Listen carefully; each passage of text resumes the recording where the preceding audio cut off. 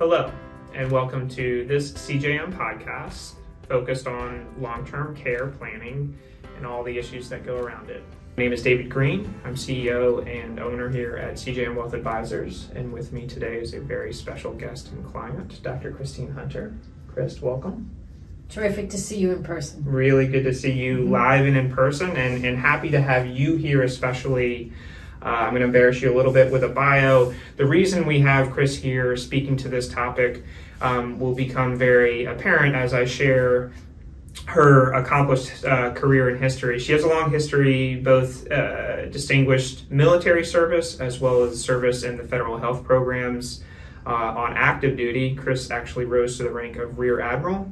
And some of her leadership roles included the Deputy Director of the entire TRICARE management system, as well as Commanding Officer at the Navy Medical Center over in San Diego, a couple other distinguished roles as well. And then upon completing your military career, Chris, you joined the U.S. Office of Personnel Management, what we know as OPM, and no small task as the Chief Medical Officer overseeing the entire federal employees health benefits program. Yes. You know care. Yes. You know how to and provide. Insurance. And insurance. And so we feel like the credibility is here to speak to this topic. Speaking of which, there's also the universal application. This is going to touch us all. It's touched you, it's touched me. We want to have our listeners understand that. And one of the statistics, as we look at some statistics here, we'll put a slide up. Someone turning age 65 today has an almost 70% chance, 70% of needing some type of long-term care service during their life expectancy. It's going to touch us or a parent or a sibling. And that's really why we have you here today, is not to throw too much data-driven information, but more case study and anecdotal. You're going to share, to start off with here, your experience with your mom and her long-term care story and how she's gone through some different planning challenges, etc. So please share. Sure. Well, again, nice to be with you. And I'll start by saying that Mom's 90. And as things go in life, when she was in her late 60s, we decided on a long-term care policy. And her main concern at that point was defraying the cost of nursing home care should she ever need that. The women in her family live a long time. And she did well in her own home with some assistance from a neighbor up until the pandemic, when she went to live with my brother. And she desperately wanted to get back into her own home. And as we transitioned her back into her own home and I went to live with her for a few months, it became clear to me that she needed a lot more help. And she needed help with daily activities, and she was not necessarily safe in doing things on her own, both mobility and vision-wise. So we set about hiring care in and also activating her long-term care insurance policy. After some ups and downs with both of those processes, finding the right care and getting through the process of qualifying for her long-term care insurance, we had her in a lovely situation with a home caregiver until, unfortunately, she had a stroke. And now she's residing in a nursing home, but doing well there, and with continued financial assistance with the long-term care policy. And really appreciate the personal share there. Again, have seen my own parents go through it. We've had many conversations with clients like yourself. And one of the decisions and or sometimes decided for you is where you're going to receive care, where your mom received care, and how she's going to receive it. And in fact, she had some in-home on her own, and then she did live with adult child and is now in a facility. So these are the options that are out there. She's done all three, and I think it's important for people to know you had conversations with her, right, and your siblings, right, as to who could do what, how, when. And so when situations came along, it wasn't a fire sale to decide how we were going to care for Mom. Right. Mom was adamant that she wanted to stay in her own home as long as possible, and I think we see that in many of our seniors. Yes. She did not want to move to any kind of retirement community or assisted living, so we honored that wish all the way up to the point where we couldn't. Well, and we're going to talk about that here in a second, I think, is honoring the the wish and the dignity, Mhm. right? Because it's hard in a couple different phases of this. We'll shift over to long-term care insurance as part of a way to fund the care that she needed. We'd all love to think that it's just a flip of the switch and the insurance policy is active, and you know very well that that's not the case. There's practical challenges with mom in this situation. There's logistical challenges with the insurance carrier. Can you share a little more? Right. So, of course, there's convincing mom Big one. that she needs more help than neighbors and friends and family are able to give her, and that she could feel comfortable and safe with help coming into her home, which was another concern. And I think what ultimately convinced her was we told her that if we were able to activate the long-term care insurance and hire some professional help in, that she would stop paying the premium, which was The incentive she needed. an important incentive, right? And so we set about to do that. And of course, during the pandemic, finding in-home care had its challenges. We were able to do that. And then qualifying for the long-term care insurance in her situation was a little bit more difficult. She didn't have a diagnosis like Alzheimer's or some of the others that can streamline your entry into the policy. So we had to prove the assistance she needed with the activities of daily living. So bathing, dressing, eating, transferring, toileting, those kinds of things.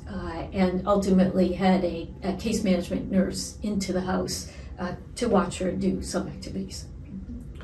And that is difficult, both to get the person receiving the care commit to doing that, because there's a dignity aspect there, and then getting through the various different hurdles of qualifying for care. I think you had mentioned even the elimination period was something that was, whether it was confusing or difficult, it wasn't exactly what you had anticipated. Exactly. So mom's policy had a 90-day, what I'll call a deductible. You had to pay for 90 days of care on your own before the policy would pay for care. And I thought that those were 90 sequential days from the point at which she qualified to the point at which they started to pay. But in fact, it was 90 days in which we could individually each day prove that the required level of services had been provided. And in order to do that, we had to not only submit receipts from the home care, but we had to get documentation from all of the physical therapy and other services that she was receiving to be sure that they qualified and were not simultaneously being paid for by Medicare. Right, and I think a couple takeaways here are one, the complexity involved in the claims process, which is not to discourage people from getting long-term care insurance, but is the realization that even somebody with your background and understanding had challenges. With that said, anecdotally, I think we can also share as advisors that we have had, even personally, maybe experiences on the other end of the spectrum, where you did run into the relationship manager at the insurance that understood, had the knowledge and the heart that got you through. But just be prepared. One of the universal communications here is having a plan and being prepared for what's going to happen. Speaking of being prepared and having gone through and continuing to make choices and help support your mom, you also need to make choices and help support yourself. So do you mind sharing a little bit as to what you've learned and how you're approaching your own situation? Right, not at all. Happy to share, because now mom, as we said, is in a nursing home, and the long-term care is helping to defray the cost of that. But we are surprised at how much it costs. And I think all the listeners will be surprised too once the monthly bills tally up.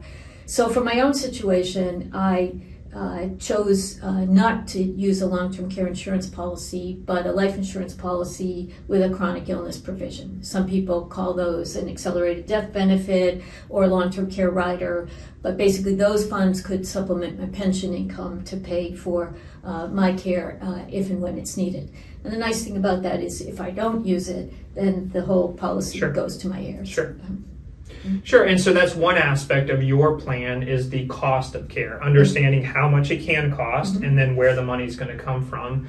One of the other aspects is where might you receive care? So your daughter's on the West Coast. Right. Do I, don't I, will she be there? These are questions that you're having to figure out. Right. And so I've decided that when I need care, I should be living in a situation that's close to my daughter.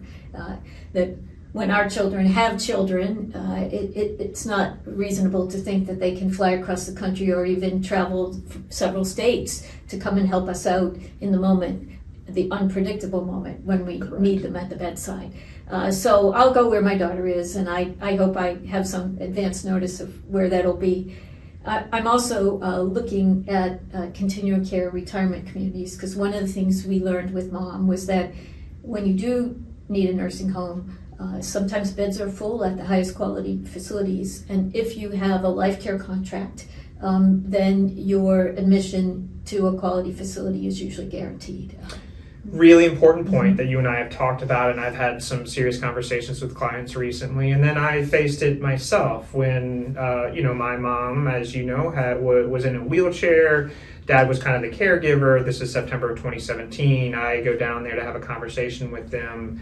We sign the application for the continuing care retirement community, and that night my dad has a stroke, and all of a sudden that option is off the table. So really, because it's very easy to say, we're going to kick the can. I'm going to deal with that 7 years. Right. But you need to do the research and have Exactly. a plan. And so kudos to you. And that really kind of, maybe we'll sum it up there, because Yes. the purpose of this conversation for our listeners is to hear from somebody who's been through it, to hopefully inspire you to have the conversations, to create the plan, to do the research, because there's a lot to it. Mm-hmm. There's a lot to it. So truly appreciate you sharing your My personal pleasure. experience.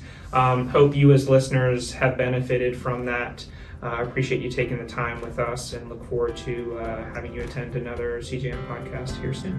Thank you so much.